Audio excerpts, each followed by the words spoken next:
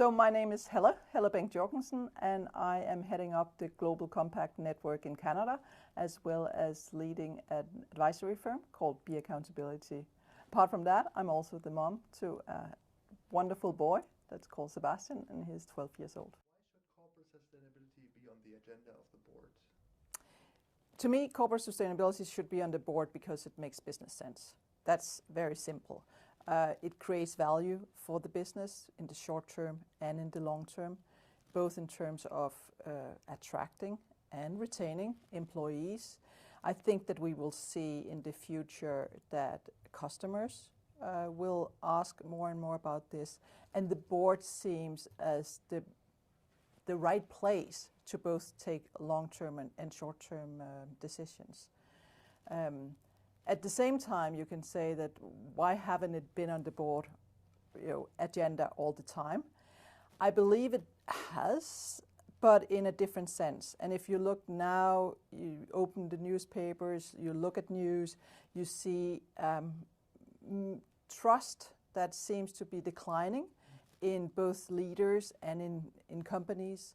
And I believe that for the board to start looking at sustainability agenda, they will be able to both see the blind spots, hopefully, and as well as the bright spots in the corporation, and thereby help the company create more value, both for the shareholders and for the stakeholders and for the company itself. Great, thank you very much. Then the follow-up question is here. What specific roles and responsibilities of the board appear most important in driving corporate sustainability?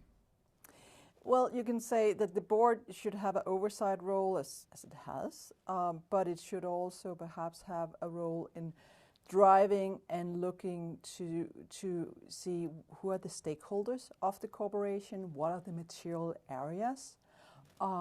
We're talking a lot about integrated thinking and integrated reporting, and clearly the board should have an oversight and actually sign off on that. It should also be looking into, in my view, what are the characteristics that we are looking for in our culture, and therefore also in the CEO, and what are the incentive systems that's in place, not only for the company itself, but for the whole corporations with other companies, so the whole value chain.